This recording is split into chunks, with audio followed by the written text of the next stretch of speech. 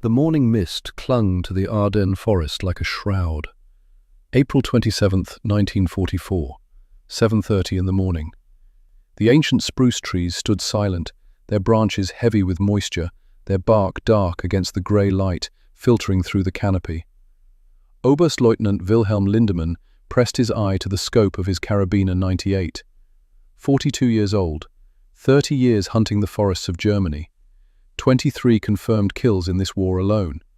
He was not a man who missed. The crosshairs settled on a massive pine tree 400 meters distant. He had watched that position for 17 minutes. Something moved there, he was certain. The pattern of shadows had shifted, once, then again. His finger tightened on the trigger, breath held, heart rate slowed. The rifle barked. The report echoed through the forest, then died. Through the scope, he saw bark explode from the tree. Dead center, a perfect shot. But no body fell. Lindemann's eyes narrowed. He worked the bolt, chambered another round, scanned left, scanned right. Nothing. "Was ist das?" he whispered. "What is this?" A voice answered from behind him, so close he could feel the breath on his neck. Bewegungslos, kein Laut. Motionless, no sound. The cold steel of a bayonet pressed against his throat. Not hard enough to break skin, but hard enough to send the message. Wilhelm Lindemann, 42 years old, 30 years hunting the Black Forest, had never been caught. Until now. The voice spoke again, quiet, almost gentle, in German with an American accent. "Langsam die Hände heben, keine plötzlichen Bewegungen." Slowly raise your hands, no sudden movements. How? Lindemann's mind raced. The forest floor behind him was carpeted with dry leaves and brittle twigs. No one could approach without sound. No one. But someone had. Someone who smelled like earth, who moved like wind, who had become part of the forest itself. The voice switched to English. "Turn around, slowly." Lindemann began to turn, his professional curiosity overwhelming even his shock. He needed to see what manner of soldier had defeated him. The words on the mission briefing were simple. Clear routes through the Ardennes forest for artillery transport. Intelligence estimates, minimal enemy presence, standard engineering work. The 555th Engineer Battalion had done this 100 times before. Sergeant Elijah Thorne sat in the back of the transport truck, watching the Belgian countryside roll past. 34 years old, 6'3", 210 pounds of muscle, built from 15 years felling trees in the Louisiana pine forests. His hands were scarred from axe handles and saw blades. His face was weathered from years of sun and wind. His eyes held the quiet watchfulness of a man who had spent more time with trees than people. Next to him, Corporal David Munro checked his rifle for the third time. Munro was 28, former railroad worker from Georgia, solid build, reliable hands, the kind of man you wanted beside you when things went wrong. His dark skin was a shade lighter than Thorne's. His eyes showed the wariness of a man who had learned early that the world was not fair. "You feel that?" Thorne asked quietly. Munro looked up. "Feel what?" "The forest. It is too quiet." Private First Class Silas Garrett laughed from across the truck bed. 24 years old, carpenter from Chicago. Good with his hands but young. Still thought war was something you could predict. Still thought training manuals told the whole truth. "It is a forest, Sarge. It is supposed to be quiet." Thorne did not respond. He watched the tree line, the ancient spruces, the dense undergrowth, the way the morning mist moved between the trunks. In Louisiana, the forests spoke to those who knew how to listen. The birds, the small animals, the insects, they told you everything you needed to know. This forest was holding its breath. Lieutenant Nathaniel Whitmore climbed into the truck bed. 26 years old, Massachusetts Institute of Technology, engineering degree, commissioned officer. White skin, pale from years in classrooms rather than sun, but unlike most white officers Thorne had served under, Whitmore actually listened, actually learned, actually treated his black soldiers like men with knowledge worth hearing. "Thorne," Whitmore said, "you are on point when we reach the sector. Brooks says you know forests better than anyone in the battalion." "Yes, sir." "Something wrong?" Thorne met the lieutenant's eyes, held them, let him see the concern. "Birds are not singing, sir. No animal movement in the underbrush. No insect sounds. Something has disturbed this forest recently. Something big. Something that scared everything else into hiding." Whitmore frowned. He pulled out the intelligence report, read it again. The paper crinkled in his hands. Report says minimal enemy presence, light patrols, nothing significant. "Reports can be wrong, sir." "Yes," Whitmore said slowly, "they can." The trucks rolled to a stop at the designated clearing. 12 men climbed out. 7 white officers, 5 black enlisted men. The segregated United States Army in all its complicated glory, separate but unequal, divided but forced to work together. But in this moment, in this forest, rank and race mattered less than the mission, less than survival. Whitmore spread a map across the hood of the lead truck. The paper was marked with red lines, blue circles, black X marks. "We need a viable route from this clearing to the crossroads, 7 kilometers northeast. Ground must support 105mm howitzers and transport vehicles. Thorne, you and Garrett scout ahead. Check the terrain. Look for obstacles. Monroe, you are on soil assessment. Check if the ground can handle the weight. Questions?" Thorne shouldered his rifle. M1 Garand, standard issue. He checked his canteen, 3/4 full. Adjusted his pack. Everything quiet, everything ready, everything ordinary. Except the forest. The forest was not ordinary. "Stay alert, sir," he said.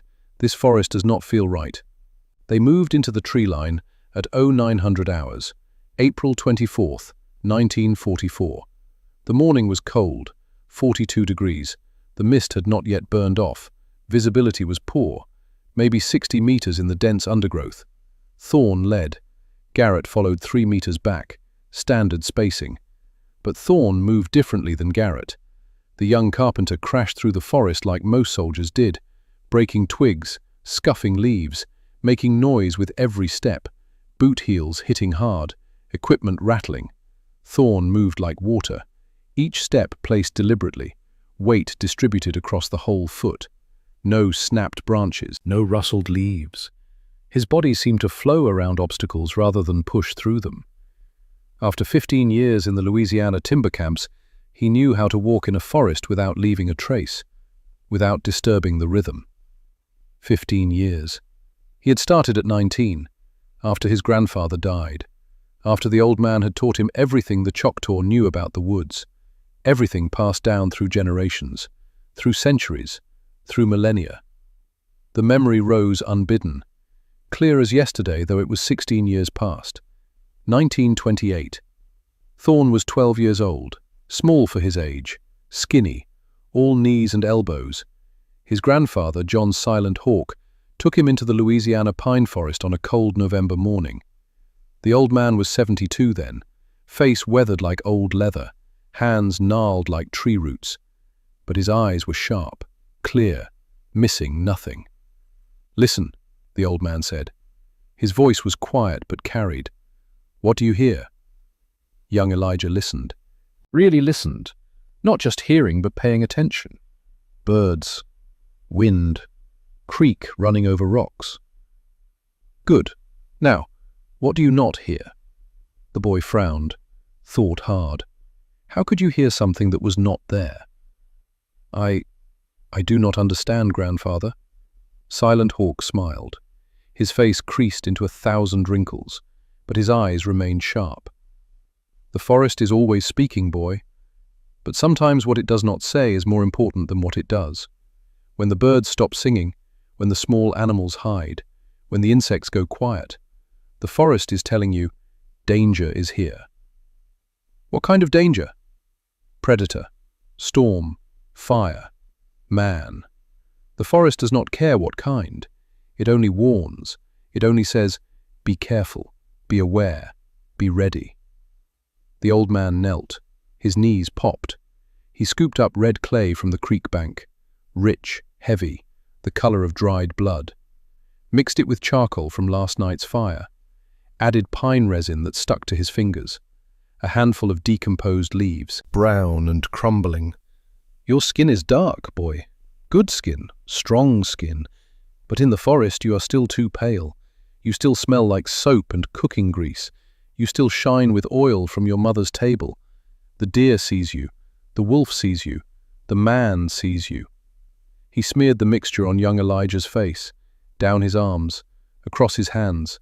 The mud was cool, sticky, smelled like earth and decay and living things. The forest has its own colors, its own smells. When you wear the forest's skin, it accepts you. You become invisible, not because you hide, but because you belong. Silent Hawk stood, walked 20 paces into the pine grove, his buckskin clothes blending with the bark, turned back, stood perfectly still. Now, find me. Young Elijah searched. His grandfather was right there, 20 paces away, wearing the mud mixture, standing in plain sight. But the boy's eyes could not find him. He saw a stump, a shadow, a trick of the light through the pine branches. A pattern of bark, but not a man, not his grandfather. His eyes passed over the figure again and again, refusing to register it as human. "I cannot see you," the boy admitted, frustration in his voice. Silent Hawk stepped forward, just one step, suddenly visible again. The movement broke the illusion, broke the spell. "The deer sees what it expects to see," he said. "The wolf sees what it expects to see, and the man sees what he expects to see. They look for shapes, patterns, colors they recognize. When you look like part of the forest, their eyes pass over you. You are invisible in plain sight. Not magic, not spirits, just understanding how eyes work, how brains work." He placed a hand on the boy's shoulder. The grip was strong, steady. "Our people learned this long before the white man came with his guns and his forts. 10,000 years we lived in these forests. 10,000 years we learned.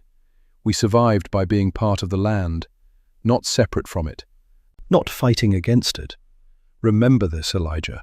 The forest teaches, but only to those who listen." That lesson had stayed with Thorn through 15 years of timber work, through cutting trees that had stood for centuries, through learning every bird call, every animal track, every shift of wind and weather in the Louisiana forests, through becoming a man who could walk through the woods for hours without disturbing a single creature. And now, in this Belgian forest, 7,000 miles from home, that lesson was screaming at him. Something was wrong. Thorn raised his fist, the signal to halt. Garrett froze behind him. Credit to the young man. He had learned to obey instantly. 30 meters ahead, a clearing opened in the dense spruce forest. Natural, nothing unusual about it, just a gap in the canopy where an old tree had fallen years ago. But Thorn's eyes caught something, a pattern in the tree branches around the clearing. Too regular, too perfect. Nature did not work in straight lines. He knelt, studied the ground. The soil was disturbed. Boot prints, many of them, recent, maybe 2 days old, but someone had tried to hide them, covered them with fallen leaves, smoothed them out. Professional work. "Garrett," he whispered, "do not move." "What is it, Sarge?" "Stay exactly where you—" The shot cracked through the forest like a whip, sharp, loud, echoing. The bullet struck the tree 3 centimeters from Garrett's head. Bark exploded. Splinters flew. The young carpenter threw himself to the ground. Instinct, training, pure survival. "Sniper!" he yelled, voice high with adrenaline. Thorn was already moving, not away from the shot, toward the nearest cover. A fallen log, moss-covered, rotting, but solid enough. 2 meters away. He covered the distance in 1 second, dropped behind it, pulled Garrett down beside him. The forest went silent again, waiting, watching. 17 minutes passed. Neither man moved, barely breathed. The cold seeped into their bodies. The damp ground soaked through their uniforms. Garrett's breathing was fast, panicked. Thorn could hear his heart hammering. "Slow your breathing," Thorn whispered. "In through nose, out through mouth. Calm." Garrett obeyed. Gradually his breathing slowed, his heart rate dropped. Finally, Thorn heard the whistle. Lieutenant Whitmore's signal, Assembly point. All clear for now. They crawled backward, slowly, keeping the log between them and the shot's origin. 200 meters back to the rally point. It took 20 minutes. Thorne would not let Garrett rush, would not let fear make them careless. The rest of the team had taken cover in a shallow ravine, natural depression in the ground, good concealment. Whitmore crouched behind a boulder, studying the forest through binoculars. His hands were steady, but his face was tight. "Single shooter?" he asked when Thorne arrived. "No, sir," Thorne said. He was certain. "That is what they want us to think. But I saw signs of multiple positions, boot prints, modified vegetation. This is not minimal enemy presence. This is a prepared defensive network, professional work." Whitmore lowered the binoculars. His face had gone pale. Intelligence was wrong. "Yes, sir. Very wrong. How many do you estimate?" Thorne closed his eyes, thought about what he had seen, the pattern of the branches, the boot prints, the careful concealment, the choice of firing position. This was not amateur work. "At least 20 positions, sir. Maybe 30. This is professional work. Snipers, experienced hunters, probably their best men. They have been here for days, maybe weeks. They know every inch of this forest." Monroe swore quietly. Garrett's face had gone pale. The other men shifted nervously. The realization was sinking in. They had walked into a trap, a carefully prepared killing ground. Whitmore pulled out his radio. "Called back to Colonel Brennan at battalion headquarters." Static crackled.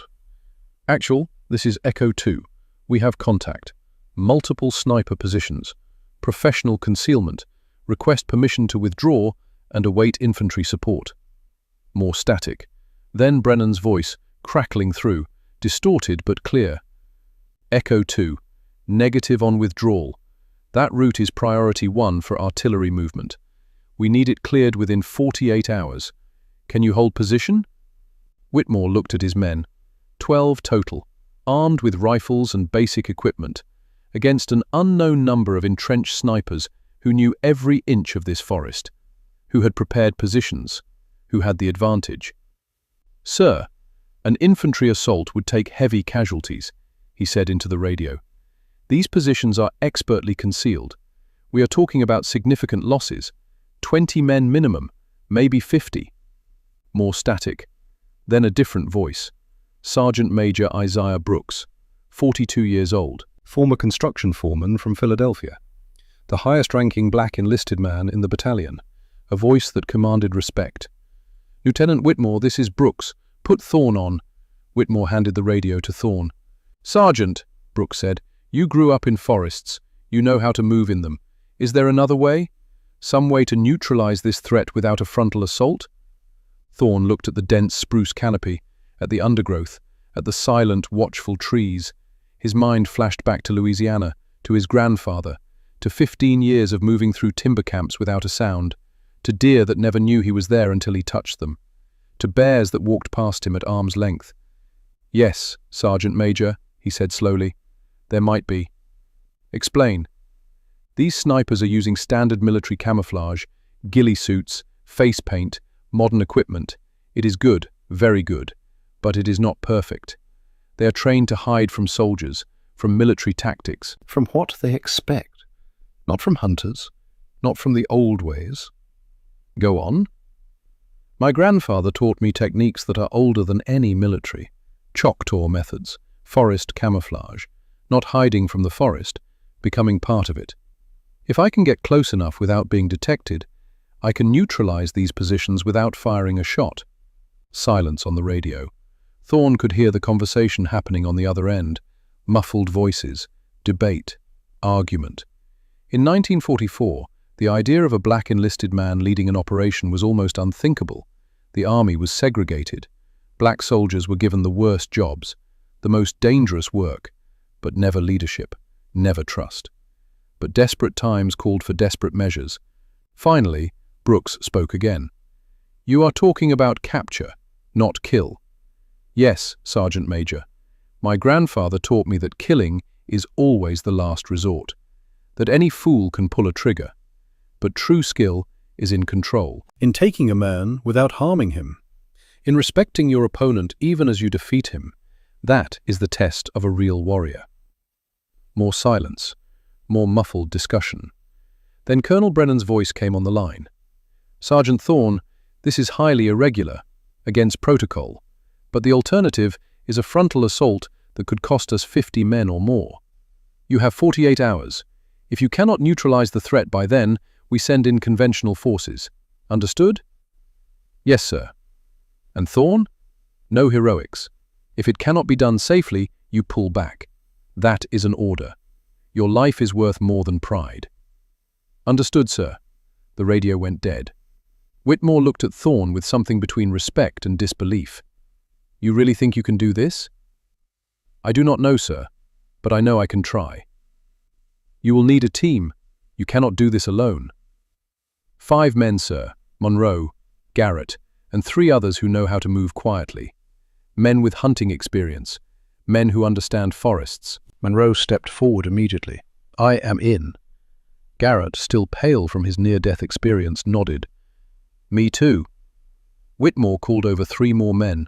Private William Cross, 31 years old, former hunting guide from Mississippi, tall, lean, moved with the easy grace of a man who had spent his life in the woods, knew how to track, how to wait, how to think like prey and predator both.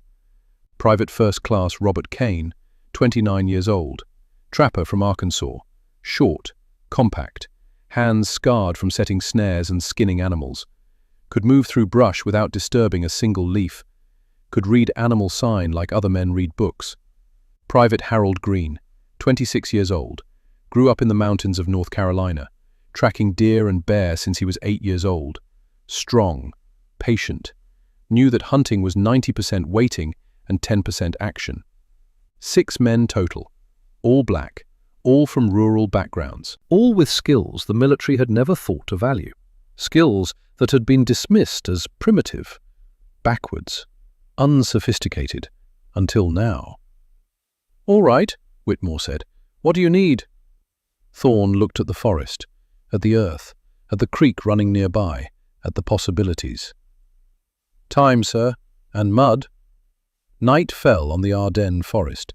The temperature dropped to just above freezing, 34 degrees. The men huddled in their ravine, trying to stay warm without making fires that might give away their position. Their breath created small clouds in the cold air. Thorne sat apart from the others. In his hands he mixed the ingredients his grandfather had taught him. The recipe passed down through generations, through centuries. Red clay from the creek bank. Not any clay, not the light stuff near the surface, the heavy stuff, 3 feet down. The kind that held moisture and texture, the kind that did not crack when it dried. He worked it between his fingers until it was smooth, pliable, like wet leather, charcoal from their cold rations, ground fine between 2 rocks, mixed in slowly. This darkened the clay, broke up the shine, made it absorb light instead of reflecting it, made it invisible to eyes that looked for highlights and shadows. Pine resin from a scraped spruce tree, just enough to make the mixture sticky, to help it cling to skin and fabric, to seal in the moisture. Too much and it would be too sticky, too little and it would not hold. Decomposed leaves, crushed to powder between his palms, the smell of decay, of the forest floor, of things returning to earth. This was the secret ingredient, the thing that masked human scent, that made the forest accept you, that turned you from intruder into native. He mixed it all in his helmet, 60% clay, 20% charcoal, 15% resin, 5% leaf mold. The ratios mattered. His grandfather had taught him that. Too much clay and it cracked when dry. Too much charcoal and it rubbed off. Too much resin and it was too sticky. Too much leaf mold and it fell apart. Balance, proportion, precision. Monroe watched him work. "That is just mud," he said. "No," Thorne replied. "Mud is what children play in. This is camouflage, ancient camouflage, older than any nation, older than writing, older than cities." Garrett came over, looked at the mixture skeptically. The young carpenter from Chicago had never seen anything like this in training. "The Germans have proper camouflage, ghillie suits made in factories, military-grade face paint, chemical formulas. You really think mud is better?" Thorn met his eyes, held them. In Louisiana, I tracked a black bear for 6 hours, got within 3 meters of it. The bear never knew I was there. Not because I was lucky, not because I was quiet, because I was wearing this. The forest accepted me as part of itself. He held up the mixture. Military camouflage is designed to fool human eyes. Pattern disruption, color matching, visual confusion. This is designed to fool the forest itself, to make you part of it, to make everything in the forest accept you as belonging. There is a difference. Cross, the hunting guide from Mississippi, nodded slowly. He understood. He had seen similar things in his work. I have heard stories, Cross said, from the old-timers in Mississippi, about slaves who escaped using similar methods. They said the bloodhounds could not track them. The slave catchers walked right past them, looked right at them, and saw nothing. My grandfather's people used it for hunting, Thorn said, and for war. When they fought, they did not wear war paint to scare the enemy. They wore the forest, and they became invisible. Not magic, not spirits, just understanding. He began applying the mixture to his face. Slowly, carefully, not just smearing it on, applying it with purpose, breaking up the contours of his face, the lines that made it recognizable as human, the patterns that the brain automatically sought out. The human brain is programmed to recognize faces, he said as he worked. 2 eyes, a nose, a mouth, symmetry, pattern. When you break up those patterns, the brain does not know what it is looking at. It sees texture, shadow, but not a face, not a person. You become part of the background, part of the forest. He covered his hands, his neck, every exposed piece of skin. Then he moved to his uniform, rubbing the mixture into the fabric, dulling the olive drab color, adding texture, adding scent, making it part of the earth. The other 5 men watched, fascinated despite themselves. Then, one by one, they began applying the mixture themselves. Thorn moved among them, correcting technique, showing them how to blend the edges, how to avoid straight lines, how to think like the forest instead of like a soldier. The forest is not green, he said. That is what people think. Green trees, green grass. But real forests are brown, grey, black, red, 100 shades of earth. Green is only the surface. Underneath is earth, decay, life and death mixed together. When you wear these colors, you disappear. As the men worked, Thorn explained the philosophy, the lessons his grandfather had drilled into him through countless hours in the Louisiana woods. We are not hunters tonight, he said. We are part of the forest. We move when the wind moves. We freeze when the forest freezes. We breathe with the rhythm of the trees. And most important, he looked each man in the eye, made sure they understood. We do not kill unless we must. Our mission is to capture, to remove the threat without taking life. The Germans are soldiers like us, following orders like us, far from home like us. They deserve the respect of a clean capture, the dignity of survival. Monroe frowned. Sarge, they tried to kill Garrett today, shot at him. Would have killed him if you had not pulled him down. I know, but my grandfather taught me something important. Killing is easy. Any fool can pull a trigger. A child can kill with a gun, but true skill is in control, in taking a man without harming him, in being so good that violence is not necessary. That is the test of a real warrior. Garrett spoke up. What if they do not want to be captured? What if they fight back? Then we use the minimum force necessary. But remember, surprise is our greatest weapon. If we do this right, they will never know we are there until it is too late to resist, until they feel the knife at their throat and realize they are already beaten. The men nodded. Thorn could see doubt in some of their eyes, especially the younger ones. They had been trained to think of the enemy as targets, as problems to eliminate, as things to be destroyed. But Thorn's way was different, harder. It required more discipline, more control, more skill. It required becoming something other than a soldier. By midnight, all 6 men were covered, head to toe. In the darkness, they were nearly invisible, even to each other. When they stood against the tree trunks, they vanished, became texture, shadow, part of the forest. Lieutenant Whitmore came to inspect them. He carried a flashlight, shone it directly at Thorn from 5 meters away.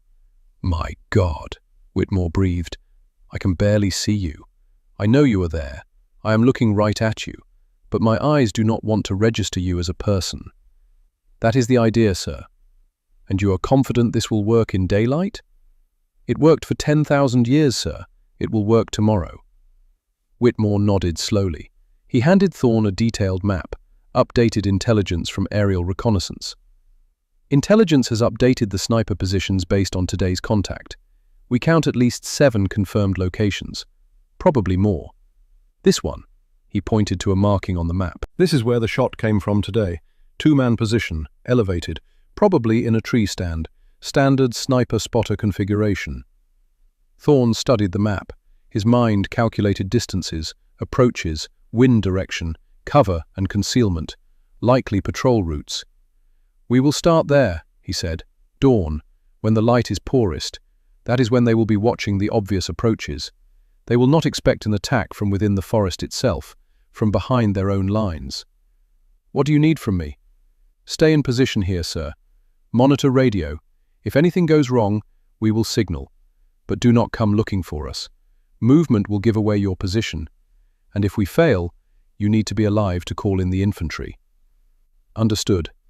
Whitmore paused, looked at Thorn directly. "Thorn, this is the most unusual operation I have ever authorized.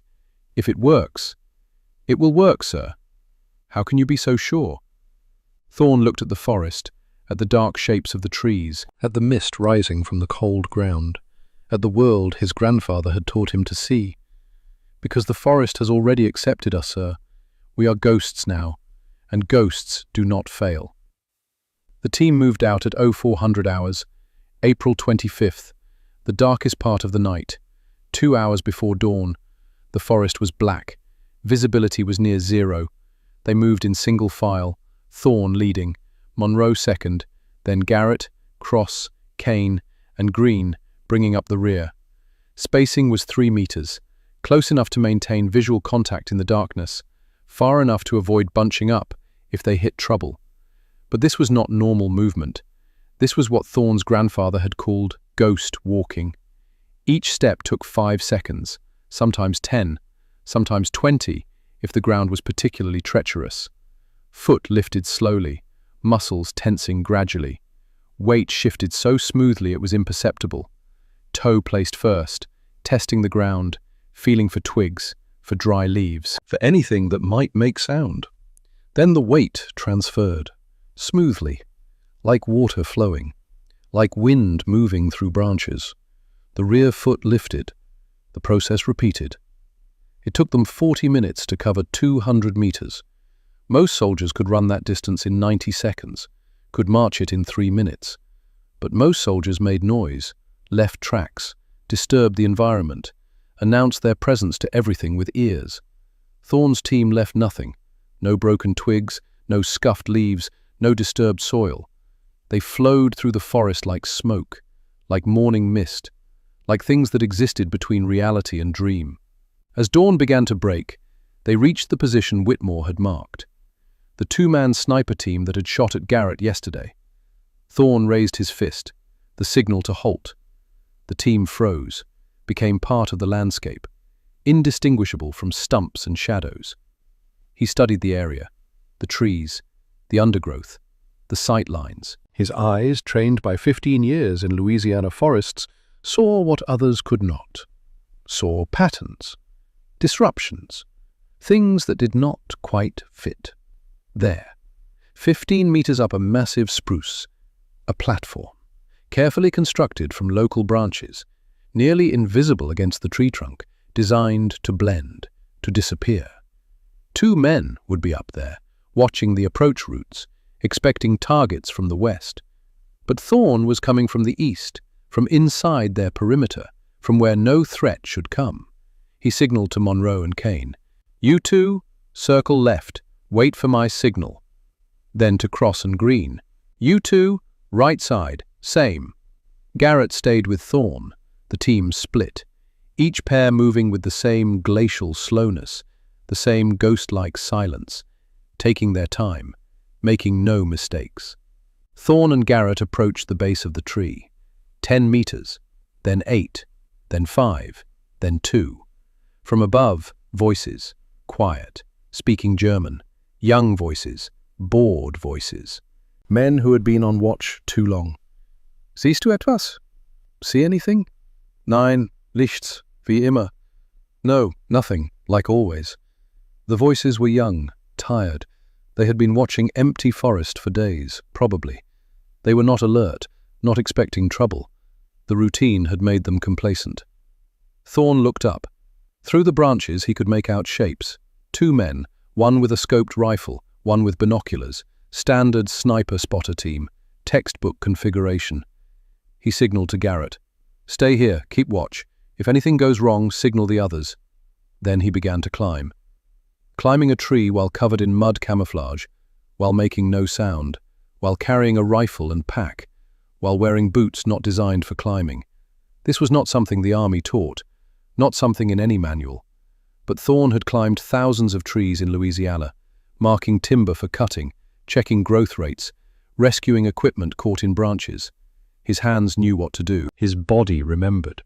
He moved up the trunk like a shadow, using branches that would not creak, testing each one before committing his weight, distributing his mass, moving slowly enough that the tree did not shift or sway. 5 meters, 10, 12. The 2 Germans were 3 meters above him now, still talking quietly, still watching the wrong direction, still expecting threats from the west where American forces were supposed to be. Thorne reached the level of the platform. He could see them clearly now. Both young, maybe 20 years old. One had his eye pressed to the rifle scope. The other scanned with binoculars. Neither looked down. Why would they? Threats came from a distance, not from below. Thorne's hand moved to his bayonet, slowly, quietly. The blade slid free without a whisper of sound. The steel was cold, heavy, real. He positioned himself on a branch directly beneath the platform, 2 meters away, hidden in the foliage, covered in mud that made him invisible, waiting, patient, still.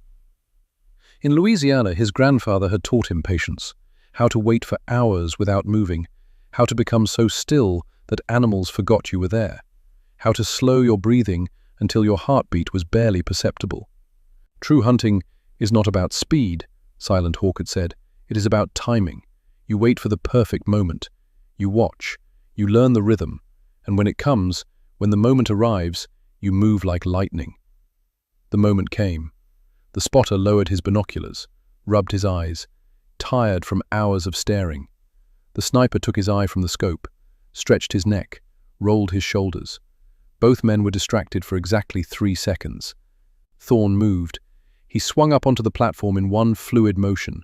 His left hand clamped over the spotter's mouth. His right brought the bayonet to the man's throat. Not cutting, just touching. Just enough pressure to send the message. Still, he whispered in German. No sound. The spotter's eyes went wide with terror. His body went rigid. He tried to scream, but the hand over his mouth was like iron. The sniper spun around, reached for his pistol, but Garrett was already there. Climbing up the other side of the tree, his own bayonet pressed against the sniper's back. "Do not move," Garrett said in English. "Hands up, slowly." Both Germans obeyed. Their weapons were taken, their hands bound with cord, mouths gagged. The entire operation took 45 seconds. Not a single sound carried beyond the platform. Thorne studied the 2 prisoners. Boys, really. Scared, shaking, tears running down the spotter's face. But alive, unharmed, hearts still beating. He removed the spotter's gag. "You are prisoner now," he said in broken German. "We do not hurt you. You are safe. No harm. Understand?" The spotter nodded. His voice shook when he spoke. "Danke, danke, thank you. I thought you would kill us." "No killing," Thorne said. "Only capture. You fought well. Now war is over for you." Fall and Garrett lowered the prisoners to the ground using rope. Monroe and Kane secured them, hands tied but not too tight, allowed to sit comfortably, given water. Cross and Green had already found the Germans' equipment cache, maps, ammunition, food, radio. The radio was still on, tuned to a German frequency. Thorn listened. A voice crackled through, speaking German, calling for a position check. Posten 7 melden Sie sich. Position 7, report. Silence. The two prisoners looked at each other. Position 7 was not responding. Another voice came on, older, calm, authority in every word. Alle Posten erhöhte Wachsamkeit. Etwas stimmt nicht. All positions, increased vigilance. Something is wrong. Thorn examined the captured position more carefully now. In the growing daylight, he could see the details. The camouflage was excellent, professional, better than most American positions he had seen. The branches woven together naturally, the moss and lichen undisturbed, the firing lanes carefully cleared. But something caught his eye. The pattern of bent branches, the arrangement of leaf cover, the way the position integrated with natural features. This was not just good military training. His grandfather's voice echoed in his memory. Our people were not the only ones who learned from the forest boy. The old Europeans knew these ways too, before their cities, before their books, before they forgot. They listened to the earth, the Romani, the old Germanic tribes, the forest peoples who lived in the woods for thousands of years before Rome, before Christianity, before civilization made them forget. Thorn touched one of the bent saplings. The angle, the method. This was not standard German military training. This was indigenous knowledge, ancient knowledge. Someone in the German command understood the old ways, had learned from European forest peoples, perhaps Romani travelers, perhaps descendants of old Germanic tribes, perhaps even older traditions passed down through generations. "Lieutenant," Thorn said quietly into his radio, "we have a problem." Whitmore's voice crackled back. "What kind of problem?" Their commander knows forests, really knows them, not from books, not from military training, from the land itself, from ancient knowledge. "You can tell that from camouflage?" "Yes, sir. This—" Thorn gestured at the position, though Whitmore could not see it. "This is ancient wisdom, same as mine. Different forest, different teachers, different people, but same knowledge, same understanding." Monroe, standing nearby, understood immediately. "You are saying we are up against someone like you? Someone with the same skills?" "Not like me exactly," Thorn said quietly, "but someone who learned the same lessons from their grandfather, their forest, their people, someone who speaks the same language." This changed everything. The German snipers were not just trained soldiers following a manual. They were led by someone who spoke the forest's language, who understood the old ways, who might be just as skilled as Thorn himself. "Keep moving," Whitmore ordered. 46 hours left. You have 2 prisoners, 28 to go." Thorn looked at his team, at the 2 prisoners, bound but safe, at the forest around them, slowly coming alive with morning light. Birds beginning to sing, insects starting to chirp, life returning. "One down," he said quietly. 29 to go. The team cached the prisoners in a secure ravine under Green's watch. Then 5 men moved deeper into the forest, deeper into the German defensive network, deeper into the domain of a commander who understood the old ways. By 0800 hours, the sun had burned through the morning mist. Visibility improved to over 100 meters in places. The forest came alive. Bird calls echoed through the canopy. Red squirrels chattered warnings. A light breeze moved through the spruce branches, creating a subtle whisper, normal forest sounds, sounds that masked the ghosts moving through them. Thorn's team had cached the first 2 prisoners in a secure ravine, guarded by Green. 5 men remained now, moving deeper into the German defensive network, each step calculated, each movement deliberate. The second position was 400 meters northeast. According to the captured maps, this was a single-man hide, ground level, covering the eastern approach, standard defensive placement. Thorn led the approach. Monroe, Garrett, Kane and Cross followed in a staggered line, each man invisible against the forest floor, each man moving with the rhythm of wind and branch, like water finding its path downhill.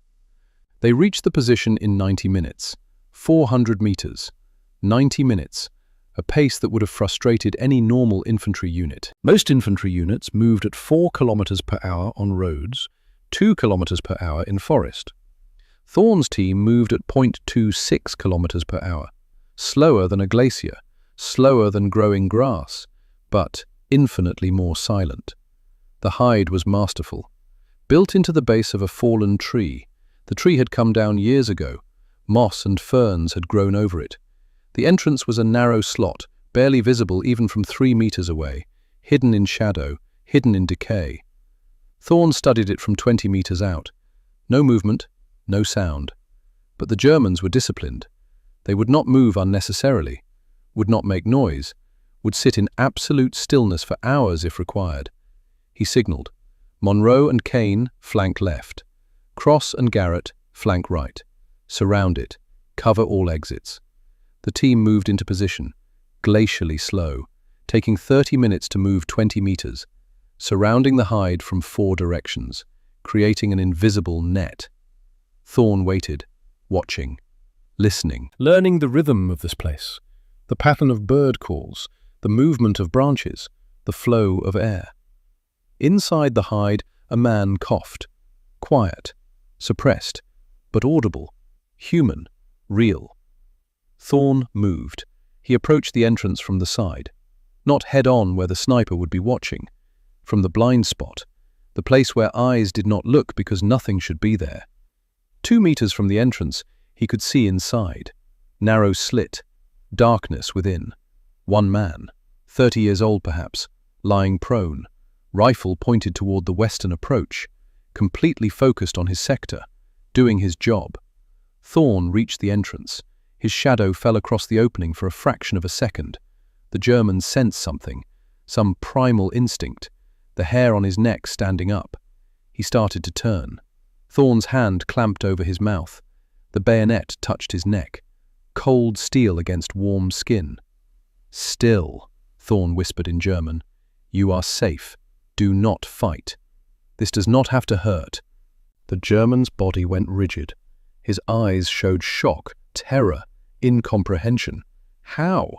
How had anyone approached his position undetected? He had heard nothing, seen nothing, sensed nothing, until it was too late. Thorne disarmed him, removed the rifle, the pistol, the combat knife, bound his hands with cord, not too tight, just secure, pulled him gently from the hide. The German stared at Thorne's camouflage in the daylight, at the mud that made him part of the earth, at the patterns that broke up his human shape, at the smell of forest floor and decay. "Was bist du?" the German whispered. "What are you?" "A woodsman," Thorne replied, "like you, but from a different forest." The German nodded slowly, understanding beginning to dawn, respect in his eyes despite the circumstances, despite the fear. "Wo hast du das gelernt?" "Where did you learn this?" "From my grandfather, Choctaw Nation, Louisiana, America." "Indigenous," the German said in accented English. His voice was shaking but clear. "Our commander. He learned from Romani foresters. Old ways, very old ways, from before." "What is his name?" "Oberstleutnant Lindemann. Wilhelm Lindemann. He is legend. Best hunter in all Black Forest. 30 years experience. He will find you. He always finds what he hunts." Thorne filed that information away. Lindemann. A name now. A real opponent. Someone who understood the old ways. Someone worthy of respect. "You will see him soon," the German said.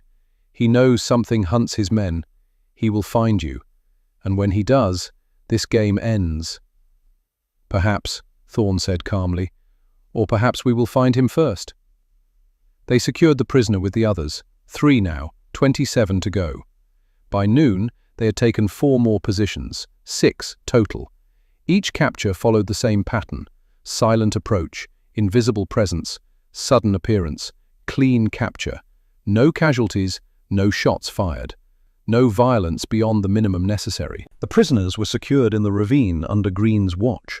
6 men bound but comfortable. Water provided. Rations shared. Medical attention given for minor injuries. One man had a twisted ankle. Another had blisters from poor-fitting boots. This was not how war was supposed to be.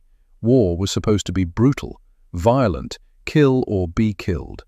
But this was how Thorn fought. This was how his grandfather had taught him. "The true warrior controls without killing," Silent Hawk had said. "Any fool can end a life, but to take a man's freedom while preserving his life, that requires skill, that requires mastery, that requires being better than your enemy while still honoring him." In his command bunker, 3 kilometers away, Wilhelm Lindemann spread 6 position maps across his table. 6 positions, 6 teams, all silent since dawn, all gone. Not destroyed. Destroyed positions left evidence: bodies, blood, burn marks, shell casings, the smell of cordite, the aftermath of violence. These positions had simply vanished, like morning mist when the sun rises. His communication officer, Lieutenant Werner Schmidt, stood nervously beside him. Young, 24, good soldier but inexperienced. This was his first real combat command. "Herr Oberstleutnant, perhaps they retreated? Fell back to secondary positions without authorization? Without orders?" Lindemann shook his head. The idea was absurd. "My men do not retreat without orders. I trained them myself, every one of them. They know their duty." He studied the map, the pattern of silent positions. Northeast sector, advancing from the American lines in a clear pattern, but not in a line, not in a sweep, not like a military advance, in a spiral, like a hunter circling prey, like a wolf pack closing in, like something that understood terrain and movement and the psychology of the hunted. "This is not a military operation," Lindemann said slowly, the realization settling over him like cold water. "This is a hunt." "Sir?" "One man, perhaps a small team, but one mind directing it, one hunter, moving through our perimeter like—" He paused, searched for the word. "Like a ghost." Schmidt looked skeptical. "Sir, with respect, one man cannot take 6 positions, not without detection, not without some kind of alert. It is impossible." Lindemann walked to the bunker entrance, looked out at the forest. 30 years he had hunted in forests. Different forests now, Belgian spruce instead of German pine. But woods spoke the same language everywhere. The birds, the animals, the wind, the silence. They all told stories to those who knew how to listen. And right now, the forest was telling him something was very wrong. "You are thinking like a soldier, Schmidt. This is not a soldier. This is a hunter. And hunters move differently. They think differently. They do not follow rules. They follow instinct, understanding, knowledge passed down through generations." He called over his radio operator, a corporal named Hartmann, experienced, reliable. "Contact all remaining positions, codeword Waldgeist, forest ghost, full defensive posture, no one moves alone, all positions maintain constant communication, every 15 minutes, check-ins. If any position fails to respond, all nearby positions go to maximum alert." The orders went out. 24 positions remained, 24 teams now on highest alert, weapons loaded, safeties off, eyes scanning, ears listening. But Lindemann knew it was already too late. The ghost was already inside his perimeter, already hunting, already taking his men one by one. And ghosts did not stop hunting until the prey was taken. April 25th, 1400 hours, 10 hours since the first capture. Thorn's team had taken 9 positions, 15 prisoners secured, 15 German soldiers who would live to see their homes again, who would survive this war, who would return to wives and mothers and children. But fatigue was setting in. Not physical fatigue. They were all strong men, fit, trained. The slow movement was not exhausting in that way, but mental fatigue, the constant tension, the absolute focus required for every step, every breath, every movement. The knowledge that one mistake meant death, one sound meant bullets, one moment of carelessness meant failure. Monroe was showing it worst. At 28, he was strong, reliable, steady, but not trained for this level of sustained stealth operations, not accustomed to this kind of pressure. "Sarge," Monroe whispered. His voice was tight. "I need to rest. Just 10 minutes. My mind is going fuzzy." Thorn nodded. He understood. Pushed too hard, the men would make mistakes. Better to rest now than fail later. He found a secure position, a cluster of dense undergrowth with good concealment and sight lines in all directions. Natural fortress, defendable if needed. The team settled in, ate cold rations, drank water, checked their camouflage. The mud mixture was holding up well, only minor reapplication needed on hands and face where sweat had diluted it. Garrett spoke quietly. 9 down, 21 to go. Can we keep this pace? Can we do this for another 38 hours? We must, Thorne said. There was no other option. We have 34 hours left now. If we do not finish, they send in conventional forces. People die. Many people. Americans and Germans both. Cross, the hunting guide from Mississippi, studied the map carefully. His finger traced the remaining positions. The positions are getting denser, he observed, closer together, more overlapping fields of fire. It will be harder to approach without detection.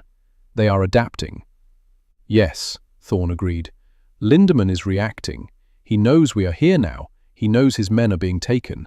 He is tightening his defenses, making it harder, testing us. What do we do? Thorne thought. His grandfather's voice echoed in memory, from a hunt when Thorne was 16. They had tracked a wild boar for 3 days through Louisiana swamps. The boar had learned they were following, had changed its patterns, become unpredictable. The prey is smartest when it knows it is hunted, Silent Hawk had said. It changes patterns, uses different paths, becomes unpredictable, dangerous.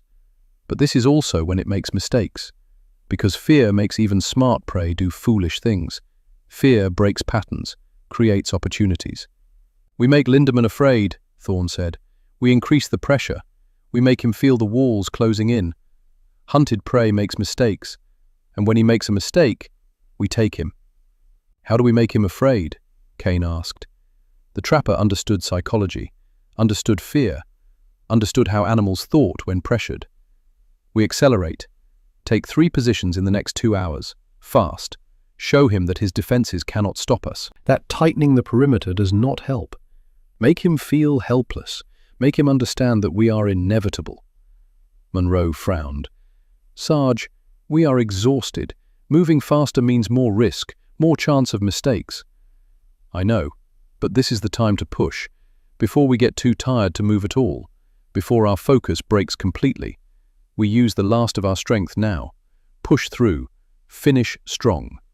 The team looked at each other, fear in some eyes, exhaustion in all eyes, but also determination, trust. They had come this far, 9 positions taken without a casualty. They could finish. All right, Monroe said. We push. Position 10 fell in 40 minutes. A 2-man team at the base of a ridge. Natural fighting position. Good cover. Excellent sight lines. But Thorne and Kane approached from uphill, from above, from where gravity said threats should not come. Gravity made people think threats came from below, from eye level, from where soldiers trained to look, not from above, not from tree level. The 2 Germans never looked up, never saw the shapes moving through the canopy, never heard the footsteps on soft moss. Thorne dropped from a branch, landed silent behind the first German, hand over mouth, bayonet at throat, subdued in 3 seconds. Kane took the second German, same method, same speed, same efficiency. 2 more prisoners, 17 total. Position 11 fell in 30 minutes. Single sniper in a tree stand, elevated position, wide field of view, standard setup. But Cross climbed an adjacent tree, moved branch to branch like a squirrel, like something that lived in trees. Approached from the side where the sniper was not watching, appeared behind the German like a ghost in the canopy. 1 hand over mouth, 1 knife at neck. Still, no fight. You live. The German surrendered. 18 prisoners. Position 12 was harder. This was a 3-man position. The Germans were on high alert, 1 watching each direction, rotating every 5 minutes, overlapping coverage, no blind spots, no gaps. Thorne studied them for 20 minutes, looking for the pattern, the weakness. Every defense had one, every system had a flaw. There, when they rotated, there was a 2-second gap. when the eastern watcher turned to face north, and the northern watcher turned to face west, and the western watcher turned to face south. 2 seconds when the eastern approach was uncovered, when all three were turning, when all three were in motion.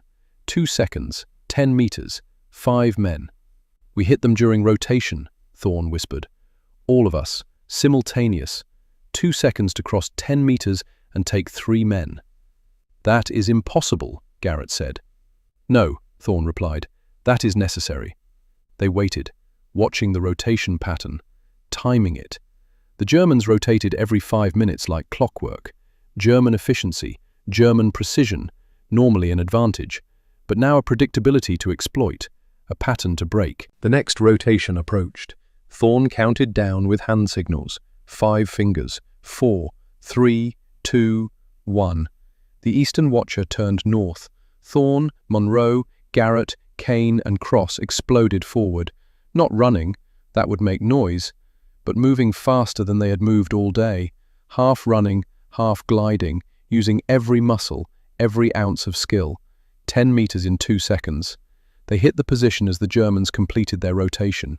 5 Americans appearing from nowhere, from empty forest that had been empty 1 second ago. Bayonets at throats, hands clamping mouths, bodies overwhelming surprised defenders.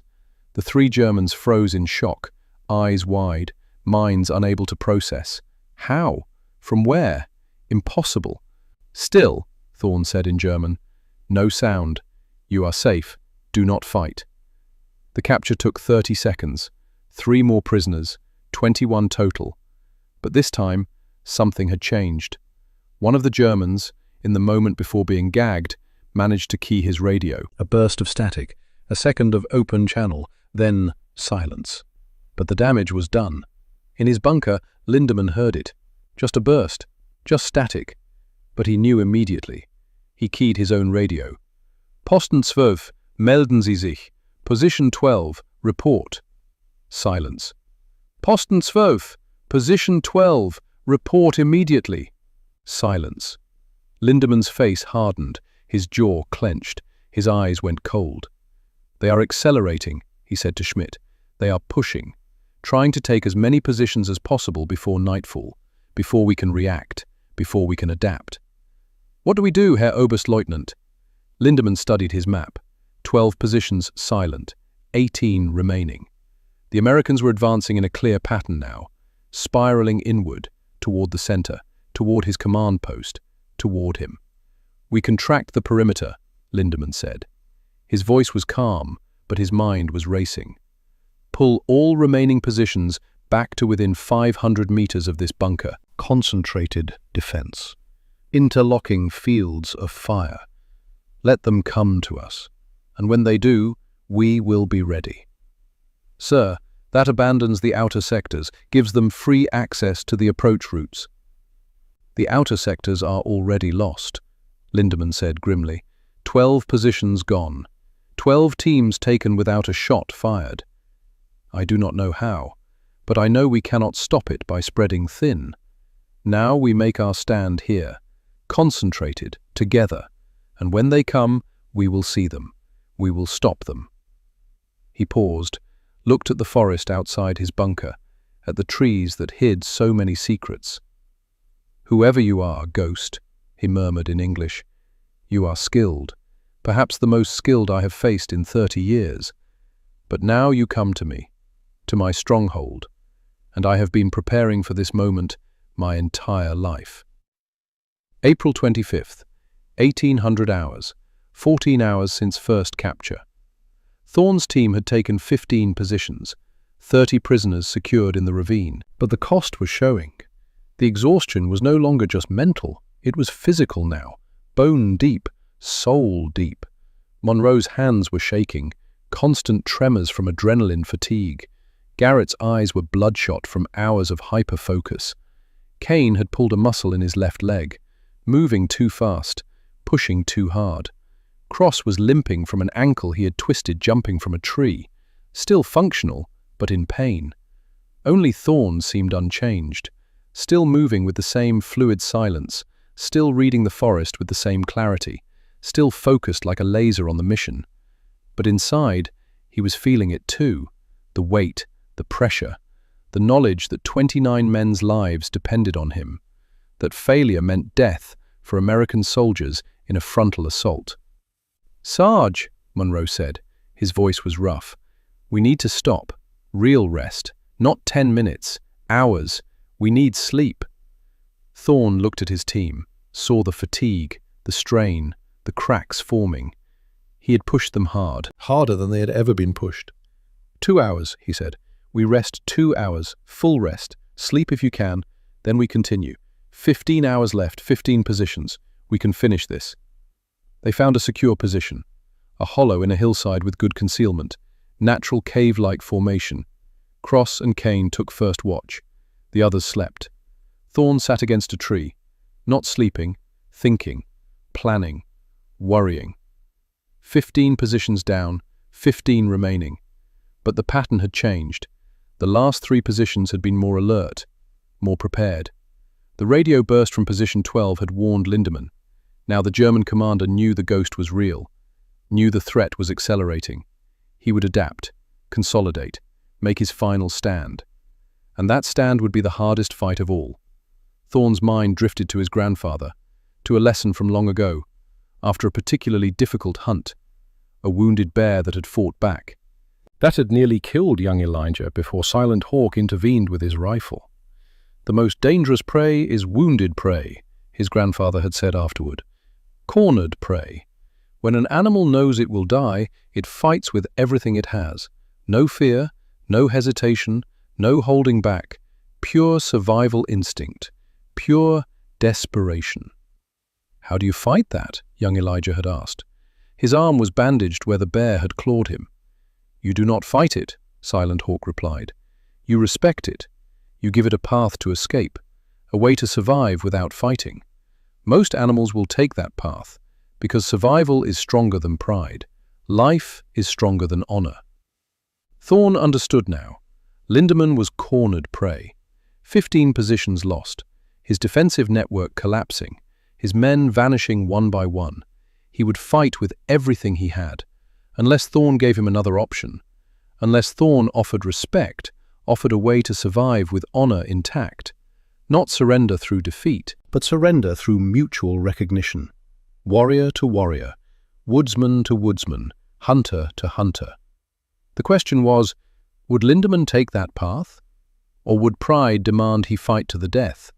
Thorne did not know, but he knew he had to try, because his grandfather had taught him that killing was always the last resort, even when the prey was dangerous, even when the prey was cornered, even when fighting seemed inevitable. True mastery was not in the kill, it was in the control. 2 hours later the team woke, stiff, sore, but rested enough to continue. The mental fog had lifted, the shaking had stopped. They were ready. 15 positions remain, Thorne said. They have pulled back, consolidated around Lindemann's command post, tighter perimeter, better mutual support, more difficult target. "Can we still take them?" Garrett asked. "Yes, but it will be different, harder. They are expecting us now. They know we are coming.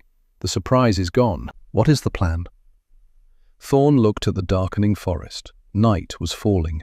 His element, darkness and silence and the deep woods. "We move at midnight, when they are tired, when night vision is poorest, when fear is highest. We take the outer positions first, the ones on the new perimeter, silent, fast. Then we surround the command post itself." "And Lindemann?" "We offer him a choice, surrender with honor, or fight to the end. I believe he will choose honor. I believe he will choose life over pointless death." Monroe looked skeptical. "Sarge, with respect, this is war. They are Germans. They are not going to surrender just because we ask nicely." "No," Thorne agreed, "but they might surrender if we show them we could kill them, but choose not to. If we prove we respect them as warriors, if we give them the same dignity we would want, if we show them that honor lies in preserving life, not ending it." The team was quiet, processing this, understanding the deeper truth. Finally, Cross spoke, the Mississippi hunting guide, the man who understood the old ways. "Your grandfather taught you well, Sarge. This is not just about tactics. This is not just about winning, this is about humanity, about staying human even in war. Yes, Thorne said simply, that is exactly what it is about. Midnight, April 26, 30 hours since the operation began, 18 hours remaining. Thorne's team moved through the forest like shadows, 5 men, invisible, silent, deadly if necessary, but seeking capture, not death. The first of the consolidated positions fell in 30 minutes. 2-man team, alert, watching, but watching the wrong places. Thorne and Kane approached from opposite sides, synchronized, perfect timing, both arriving at the same instant.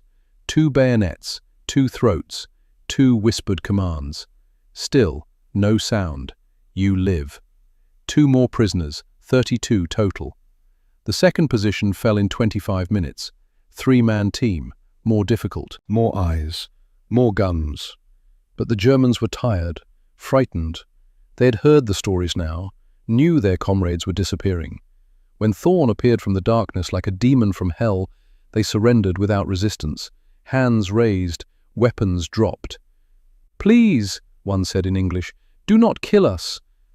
"We do not kill," Thorne replied. "We capture. You are safe now." 3 more prisoners, 35 total. The third position was different. As Thorne approached, he heard voices, arguing, in German, loud enough to carry. "Wir sollten uns ergeben." We should surrender. They are ghosts. We cannot fight ghosts. "Nein, der Oberstleutnant wird kämpfen. Wir kämpfen mit ihm." No, the Oberstleutnant will fight. We fight with him. "Aber gegen was? Sie verschwinden einfach. Einer nach dem anderen." But against what? We just disappear, one after another. "Dann sterben wir mit Ehre." Then we die with honor. Thorne listened. The younger voice wanted to surrender, wanted to live. The older voice wanted to fight, wanted honor. Both were terrified. He made a decision. Instead of attacking from stealth, he stood up, walked into their position openly. No hiding, no tricks, just walked in like he owned the forest. Both Germans spun, raised rifles, fingers on triggers. Thorne raised his empty hands, showed he was unarmed in that moment, showed he was choosing peace. "I am not here to kill you," he said in German. "I am here to offer you life." The older German, perhaps 35, kept his rifle aimed at Thorne's chest. His hands were steady, but his eyes showed fear. "One more step, and I shoot." "Then shoot," Thorne said calmly. "But know that my men surround this position. If you shoot me, they will take you anyway, and I am the only one offering you the choice. I am the only one showing you mercy." "What choice?" "Surrender now, with honor. You fought well. You did your duty. Your families will be proud. Now you choose life over pointless death." Or fight.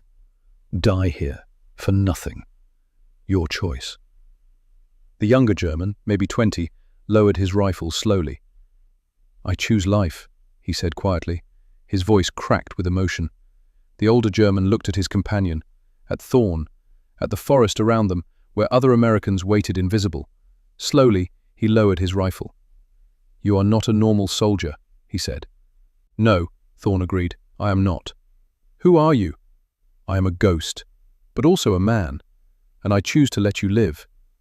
By 0400 hours, April 26th, Thorne had taken 12 more positions, 27 total, 54 prisoners secured, 3 positions remained, plus Lindemann's command bunker. The team was beyond exhaustion, running on pure willpower, pure determination, pure refusal to quit. Monroe could barely walk. Kane's injured leg had swollen. Cross's ankle was twice its normal size. Garrett's eyes kept closing involuntarily. Microsleep. Dangerous. But they pushed on. "One more push," Thorne said. His voice was hoarse. 3 positions, then Lindemann, then it is done. Position 28. 2 Germans, alert, focused, but tired like everyone else. The patrol spotted them.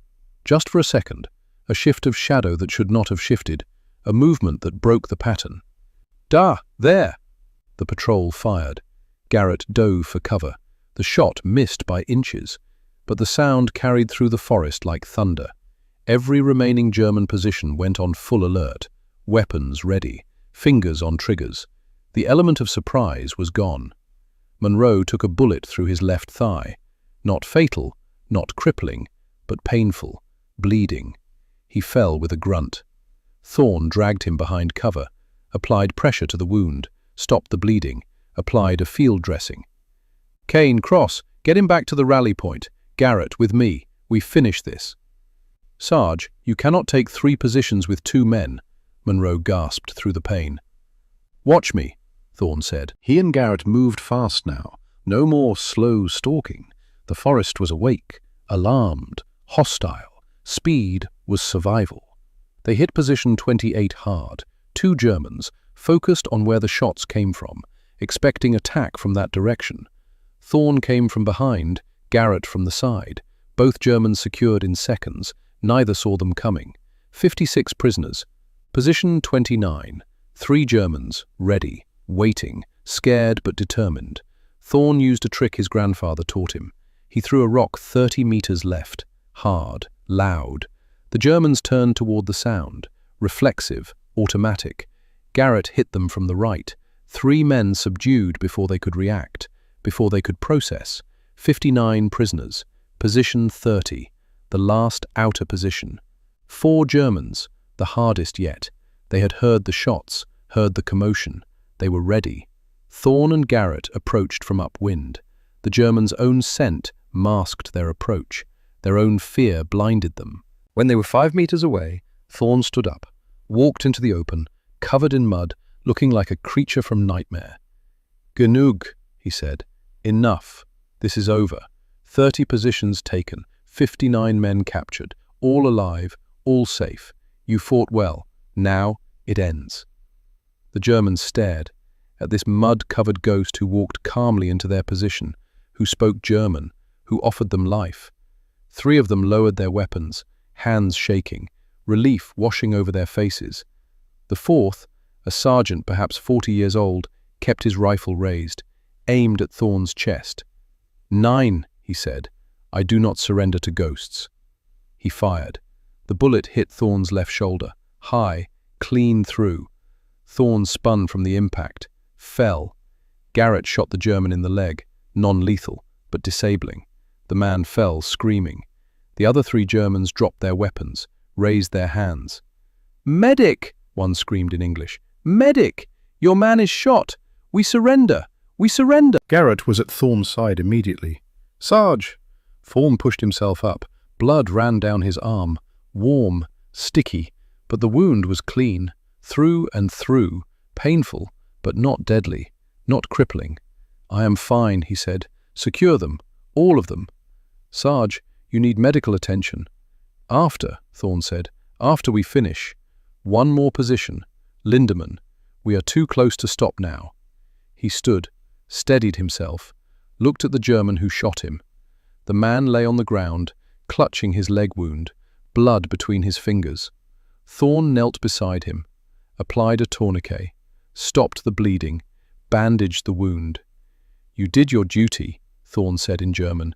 "No shame in that. You fought when others surrendered. That takes courage." The German looked at him with tears in his eyes. "Why did you not kill me? I shot you." "Because killing is easy," Thorne replied, "and I was taught to be better than easy." Dawn broke on April 27th.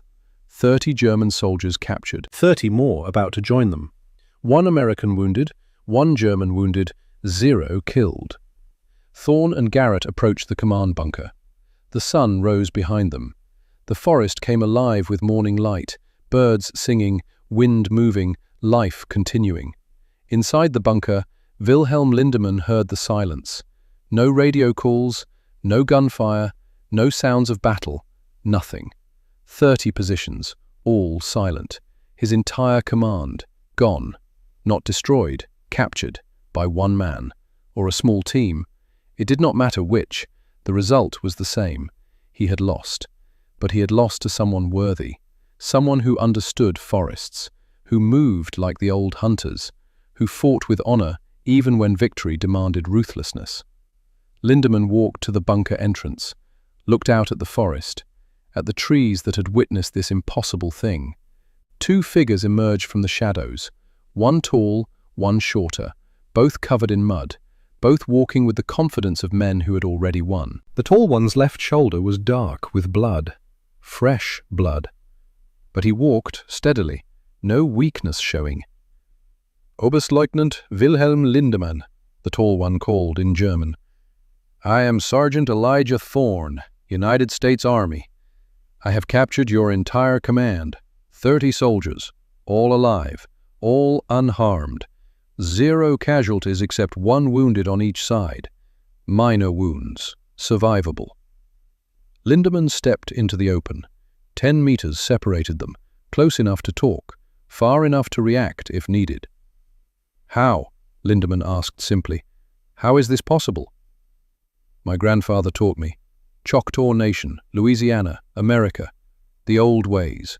Ways older than armies, older than nations, older than war itself." Lindemann nodded slowly, understanding dawning, respect growing. "Indigenous wisdom. We Europeans have forgotten such things. Once we knew them. But cities made us forget. Books made us forget. Civilization made us forget." "Not all Europeans," Thorne said. "Your men used old techniques." Romani, perhaps, or older, Germanic tribes, forest peoples. You know the forest. You speak its language. "Not as well as you, it seems." Thorne took 3 steps forward. Slowly, non-threatening, hands visible, weapons slung. "This does not have to end in death, Herr Oberstleutnant. You fought with honor. Your men fought with honor, bravely, skillfully. Now I offer you the same honor. Surrender, join your men, live to see your home again, see your Black Forest again, see your family again. The war will end someday. You can go home." Lindemann looked at the American, at the blood on his shoulder, at the mud that made him part of the earth, at the eyes that held no hatred, only respect. "You were shot," Lindemann observed. "Yes, by one of your men, a sergeant, doing his duty, fighting when others surrendered. Brave man. And yet you still offer peace." "Yes, because my grandfather taught me that killing is the last resort, that true mastery is in control, in respecting your opponent even as you defeat him, in honoring the warrior even when you take his freedom." Lindemann was quiet for a long moment. The forest was quiet. The world was quiet. Just 2 men, 2 hunters, 2 woodsmen, standing in morning light. Then he unholstered his pistol, held it by the barrel, extended it toward Thorne. "I surrender," he said formally, "with honor, to a worthy opponent, to a true hunter." Thorne took the pistol, held it respectfully. Behind Lindemann from the bunker, 10 more Germans emerged, hands raised, weapons left behind, surrendering to the ghost who had taken everything but given them their lives. The last position, captured without a shot fired. 40 German soldiers total, 1 American wounded, 1 German wounded, 0 killed. The operation was complete, April 27th, 0800 hours, 72 hours after the operation began. The forest was quiet again, the violence had passed, the hunting had ended. The birds sang their morning songs. The wind moved through the spruce branches with its eternal whisper. Life continued as it always had, as it always would. Lieutenant Nathaniel Whitmore stared at his after-action report, read it for the 5th time, could barely believe the words he had written, could barely comprehend what had just happened. Operation summary. Duration, 72 hours. Enemy captured, 40 combatants including commanding officer. Enemy KIA, 0. Friendly KIA, 0. Friendly WIA, 2. 1 GSW thigh, 1 GSW shoulder, both stable. German WIA, 1. GSW leg, stable. Method: indigenous camouflage and stealth capture techniques. Intelligence recovered, complete German defensive maps for Ardennes sector. Estimated Allied lives saved by intelligence, 500 to 1,000. He looked up at Sergeant Elijah Thorne. The sergeant sat on a medical crate. His left shoulder was bandaged, white gauze already showing spots of red. A medic had cleaned and dressed the wound, through and through. No bone damage, no arterial involvement. Painful but not serious. He would recover fully. Exhaustion lined Thorne's face, deep grooves around his eyes, hollows in his cheeks. He had lost perhaps 10 pounds in 3 days, but his eyes were clear, calm, content. The eyes of a man who had done what he set out to do. "This is impossible," Whitmore said quietly. "Yet it happened, sir." 40 men, 40 professional snipers, the best Germany had, captured alive, by a team of 6. Well, 5 really, since Green was on guard duty most of the time. "We did what needed to be done, sir. Nothing more." Whitmore shook his head in wonder. "Sergeant Thorne, what you have accomplished here, I have no frame of reference for this, no precedent in military history, no comparison to anything I studied at MIT or in officer training. This rewrites everything we know about woodland operations." "It is not me, sir. It is my grandfather's wisdom. I am just the student who remembered the lessons." Colonel Richard Brennan arrived by jeep 30 minutes later, had to see for himself, had to verify that the impossible report was true. He walked through the rows of German prisoners, 40 men sitting peacefully under guard, unharmed except for one with a leg wound, fed, given water and medical attention. Some were smoking American cigarettes, gifted by their captors. Some were sleeping. Some were talking quietly among themselves. Not one of them looked angry. Most looked relieved, grateful. Some looked at Thorne with something approaching awe, something beyond respect, something closer to reverence. Brennan stopped in front of Lindemann. The German officer sat apart from his men, dignified despite circumstances, proud despite defeat. "You are the German commander." "Oberstleutnant Wilhelm Lindemann, sir. Bundeswehr, German Army." "How did this happen? How did my sergeant capture your entire command in 3 days?" Lindemann looked at Thorne, then back at Brennan. His face showed no shame, only respect. "Your sergeant is not an ordinary soldier, Colonel. He is something older, something we have forgotten how to be. He is a true hunter, a true woodsman, a master of the forest. He became part of the forest itself. He wore its skin, spoke its language, moved with its rhythm. And against that, military training means nothing. Technology means nothing. Modern weapons mean nothing." Brennan turned to Thorne, studied him, this black enlisted man who had done the impossible, who had achieved what entire infantry companies could not. "Is this true?" "I use techniques my grandfather taught me, sir. Choctaw methods passed down through generations. They worked." "Clearly." Brennan paused, chose his words carefully. "The intelligence you recovered from the command bunker, it is extraordinary. Maps of the entire German defensive network in this sector. Communication codes, tactical assessments, strength reports. This information will save hundreds of lives, perhaps thousands. It will change how we approach the Ardennes for months to come." "I am glad, sir. But that is not the most important thing you have accomplished here." Brennan gestured at the prisoners, at the 40 living men. "You have shown us a different way, a way to win without slaughter, without turning soldiers into killers, without losing our humanity in this war. That lesson may be worth more than any tactical advantage." He looked at Thorne directly, commander to soldier, but also man to man. "I am recommending you for immediate promotion to staff sergeant. Transfer to training division effective immediately. You will develop instruction protocols based on your methods. You will teach others what you know. This knowledge is too valuable to remain with one man." "Sir, I am just a lumberjack. I cut trees for a living. I do not train soldiers." "You will learn," Brennan said.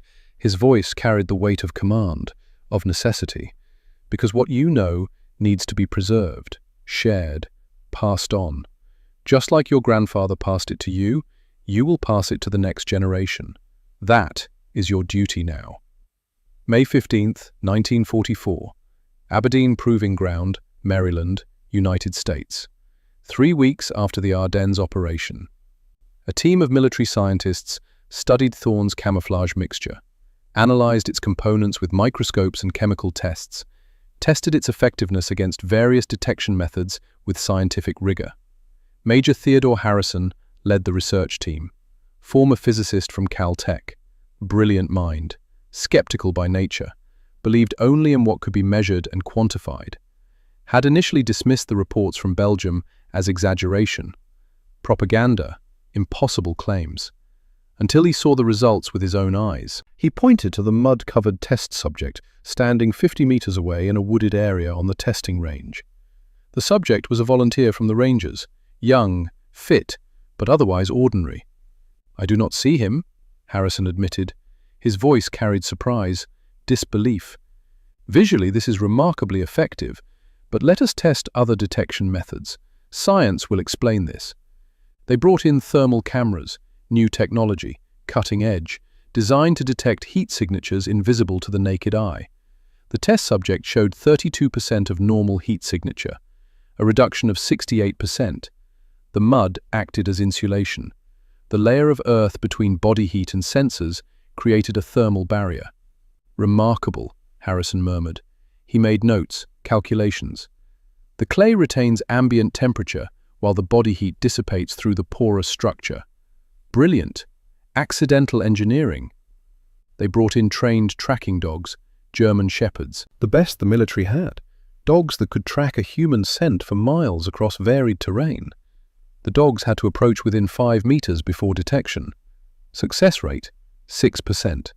94% failure rate. The dogs walked right past the test subject again and again, confused, frustrated. "Impossible," Harrison said, but the evidence was undeniable. Dogs can track human scent through rain, through streams, through miles of forest. How? "The decomposed organic matter masks human pheromones," Thorne explained from his observation position. "The resin seals it in. The scent of decay and earth overwhelms the scent of human. The forest accepts you as part of itself. The dogs smell forest, not man." Visual detection tests at various distances. Trained observers, binoculars, scopes, multiple trials. Standard military camouflage was detected at 40 meters average distance. Thorne's method was detected at 7 meters average distance, a reduction of 82%. Harrison wrote in his official report, "Subject camouflage represents unprecedented effectiveness in woodland concealment. Techniques are based on indigenous North American knowledge systems dating back several millennia. Method cannot be replicated through industrial production. Recommend immediate incorporation into specialized operations training through direct instruction." But there was a problem, a significant one that troubled Harrison's scientific mind. "This cannot be mass-produced," Harrison told Brennan in a private meeting. "The mixture requires natural materials that vary by location, by season, by forest type. Red clay from one region has different properties than red clay from another. Pine resin from spruce differs from pine resin from pine. Leaf composition changes by ecosystem. It cannot be standardized, cannot be packaged and distributed like rations or ammunition." "Then we teach the knowledge," Brennan replied. "Person to person, the old way." How knowledge was transmitted before writing, before schools, before bureaucracy. Through doing, through showing, through the ancient method of master and apprentice. That is inefficient, sir, slow, limited in scope. Perhaps, but it is the only way.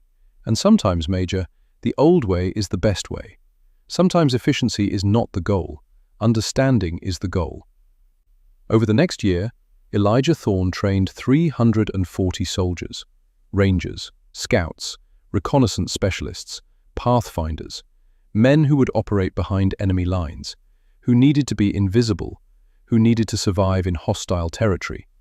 He taught them the mixture: 60% clay, 20% charcoal, 15% resin, 5% leaf mold. The ratios were critical, had to be precise, but also had to be adapted to local materials. "This is not a recipe to memorize," he told each class. "This is a principle to understand. In Louisiana, I use red clay. In Germany, you might use gray clay. In the Pacific, you might use volcanic soil. The materials change, the principle remains the same. Become part of the forest, wear its skin, speak its language. But more than the mixture, he taught them philosophy, the deeper knowledge that made the technique work. You are not hiding from the forest, he explained in lecture after lecture. You are becoming part of it. There is a fundamental difference. Hiding is temporary, uncomfortable. You are always afraid of being discovered. You are always separate. But belonging is permanent, natural. The forest accepts you, and once accepted, you can move through it freely, without fear, without separation. Some students learned quickly, men from rural backgrounds, hunters, farmers, trappers, loggers, men who had grown up close to nature. They understood instinctively, had felt what Thorne described even if they had never articulated it. Others struggled. City boys, men who had never walked in a real forest before the army. For them it was harder, required unlearning everything modern society had taught them, required reconnecting with something primal, something ancient, something their ancestors knew but they had forgotten. But most succeeded, at least partially. Even a partial application of Thorne's techniques improved survival rates dramatically, cut detection rates in half, doubled mission success percentages.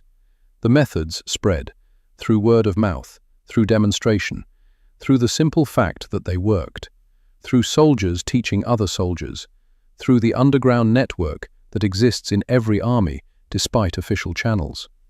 By the end of the war in Europe, May 1945, hundreds of American soldiers were using variations of Thorne's camouflage, in the forests of Germany, in the mountains of Italy, in the hedgerows of France, in every theatre where trees grew and concealment mattered. How many lives were saved? Impossible to quantify, impossible to measure. But the reports came back, again and again. Successful reconnaissance missions, ambushes avoided, intelligence gathered without detection, men coming home who might otherwise have died. The Ghost's legacy was spreading far beyond one man, beyond one operation, becoming part of military doctrine, even if unofficially, even if unwritten, even if passed only through demonstration and practice. June 1946. Elijah Thorne returned to Louisiana. The war was over. Germany defeated, Japan defeated, the world at peace, at least for now. He stepped off the bus in the small town closest to the lumber camp where he had worked before the war. 20 miles from the nearest city, population 312. Nothing had changed in the town. The same dusty streets, the same wooden buildings, the same poverty that had defined his childhood, the same segregation that had shaped his life. But everything had changed. He had changed. Sarah was waiting at the bus stop, his wife, 28 years old now.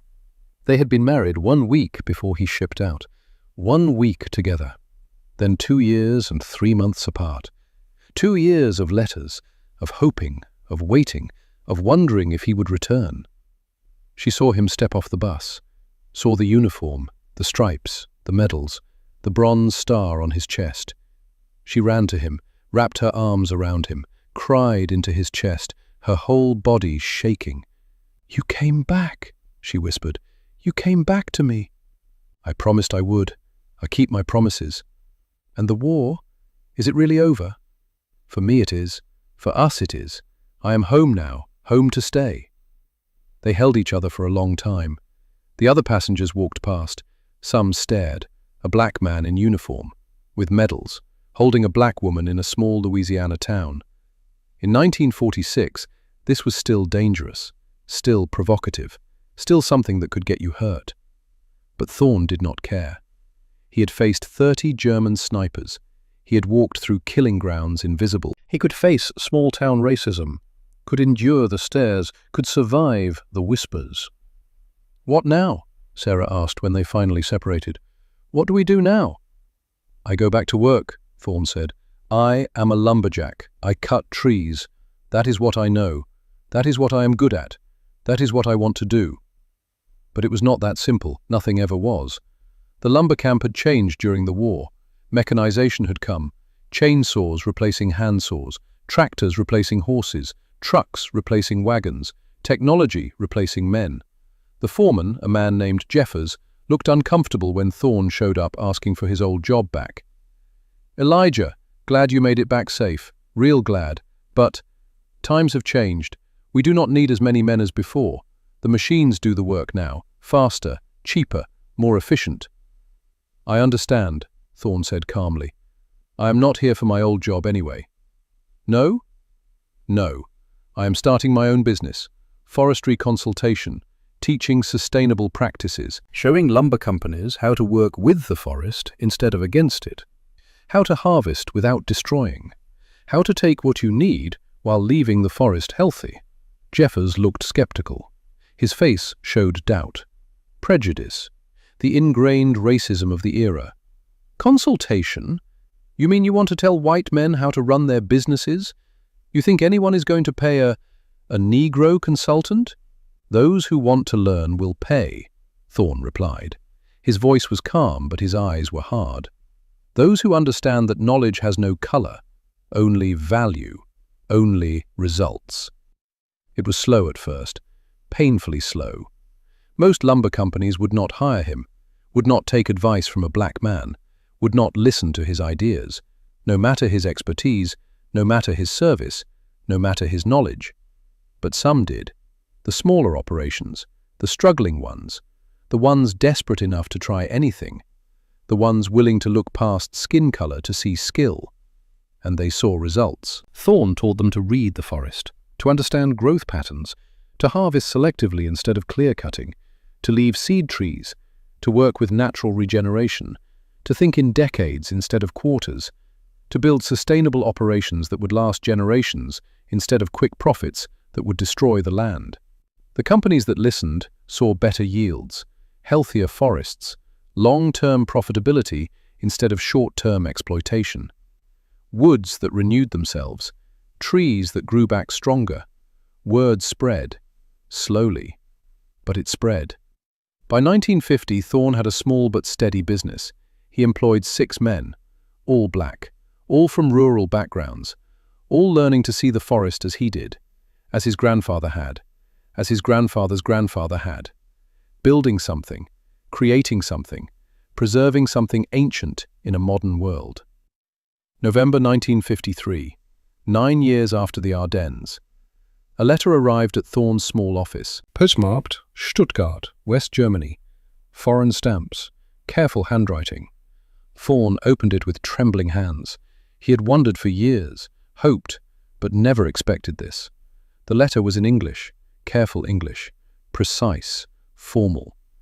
"Dear Sergeant Thorne, I hope this letter finds you well and at peace in your Louisiana forests. The prisoner camps were difficult, 3 years, but I survived. I kept my sanity by remembering our conversation, by thinking about the forest, by holding on to the knowledge you showed me. I returned home to Germany in 1947.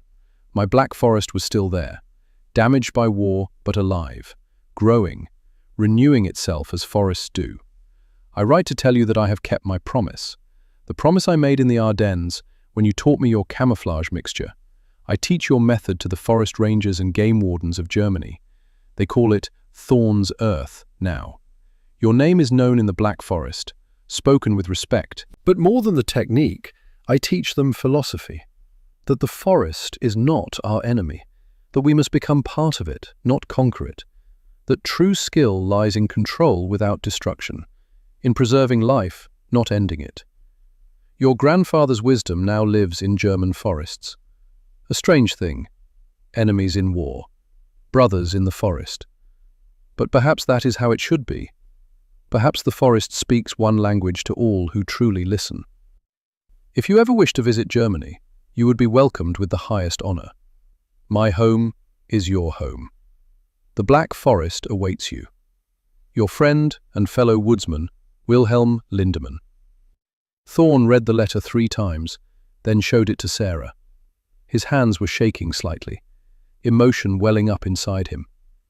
He kept his word, Sarah said softly.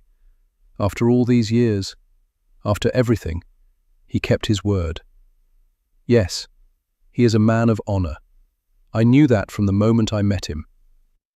Will you write back? Yes, And someday, when we have saved enough money, we will visit. I would like to see the Black Forest. I would like to walk in those ancient woods.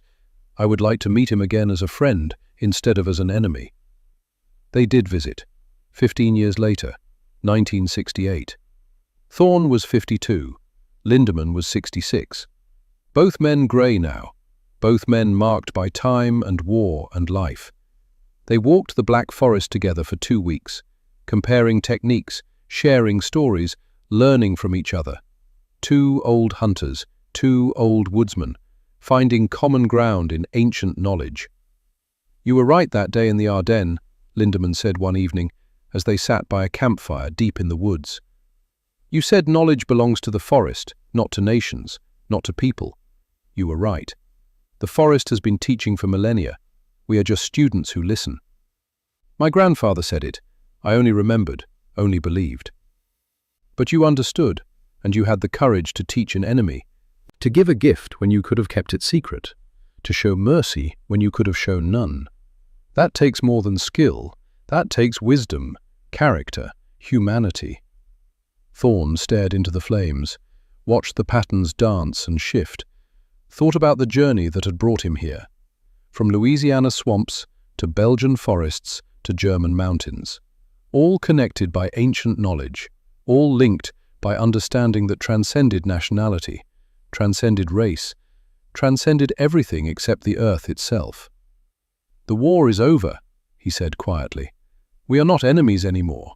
We are only men trying to understand the forest, only students trying to learn the lessons." "May we always be so," Lindemann replied. "May the forest always unite us, instead of nations dividing us." Before Thorne left Germany, they collaborated on a manuscript, typed on an old typewriter in Lindemann's forest cottage, titled simply, "Forest Wisdom, Universal Principles." It was never published commercially, too technical for general readers, too philosophical for academics, too specific for mass appeal. But copies circulated. Among forest rangers, among military trainers, among hunters and conservationists, among people who understood that some knowledge was too important to be kept secret, too valuable to be owned, too essential to be copyrighted. It became an underground classic, photocopied, passed hand to hand, studied in secret, used by people who needed to understand forests, who needed to move invisibly, who needed to survive in wild places. And slowly, very slowly, the knowledge spread beyond those who had learned directly from Thorne, beyond those who had walked in forests with Lindemann, into the wider world, into the next generation. 1972, 28 years after the Ardennes, the United States Army released a classified training manual, distribution limited, need-to-know basis only, FM 21-76, Special Operations Camouflage Techniques. Chapter 7 was titled Natural Environment Integration. It described, in technical military language, the methods Elijah Thorne had learned from his Choctaw grandfather, the mixture ratios, the application techniques, the philosophy of becoming part of the environment instead of hiding from it. The manual credited indigenous American knowledge systems as documented by field personnel during World War II operations in the European theatre. It did not name Thorne, could not name him. The Ardennes operation remained partially classified. The details were still secret. The specifics were still protected. But those who knew, knew. Those who had been there, those who had learned directly, those who understood the source. The manual was used to train Army Rangers, Special Forces, Delta Force, SEALs when they operated in forested environments, long-range reconnaissance patrols, every elite unit that needed to be invisible. And they succeeded, mission after mission, year after year, using mud that was ancient in its wisdom, using techniques that Thorne's grandfather had learned from his grandfather, that his grandfather had learned from his grandfather, back through generations, back through centuries, back through millennia. The chain of knowledge, unbroken, passed from Silent Hawk to Elijah to the United States military to hundreds of soldiers to thousands, spreading, growing, living. 1987. Thorne was 71 years old, retired from his forestry business, living in a small house on the edge of the Louisiana pine forest, the same forest where his grandfather had taught him, the same trees, or their children, or their children's children. Sarah had passed 3 years earlier. Cancer. He had held her hand at the end, told her he loved her, promised to see her again someday, in whatever came next, in whatever existed beyond this life. Now he lived alone, but not lonely.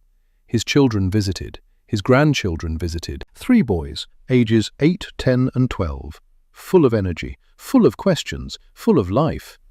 One autumn afternoon, Thorne took them into the forest, to the same creek where Silent Hawk had first shown him the camouflage mixture 60 years earlier. The water still ran clear. The clay bank still held its red earth. The forest still spoke to those who listened.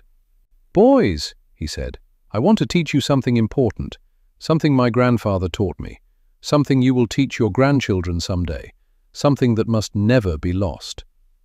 He knelt by the creek. His knees popped. His back ached. Old age was not kind, but his hands still knew what to do, still remembered the movements.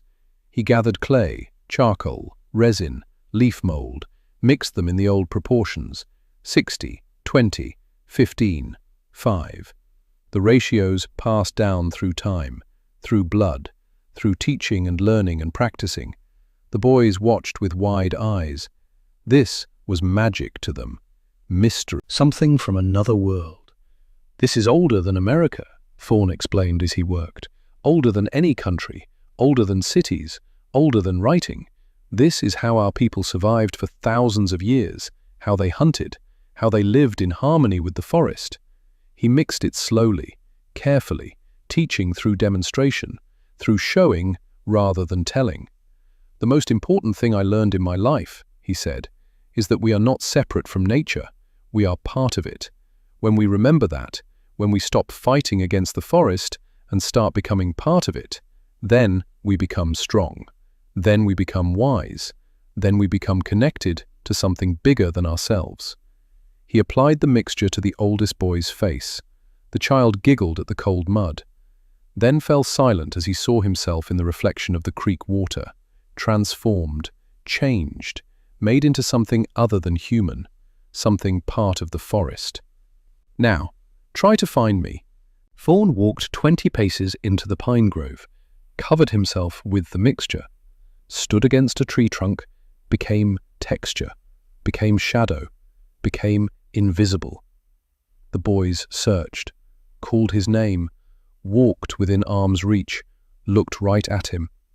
Their eyes passed over him again and again, refusing to see, unable to process. Finally, he moved, just one step, revealed himself, the spell broken. "Grandpa, you were invisible. You disappeared. How did you do that?" "Not invisible," Thorne corrected gently, "just part of the forest. There is a difference. Invisible means magic. Part of the forest means understanding, knowing, belonging." He taught them that afternoon, the techniques, the philosophy, the respect for nature that underpinned everything, the knowledge that his grandfather had given him, that he was now passing to them. "Will we ever need this, Grandpa?" The middle.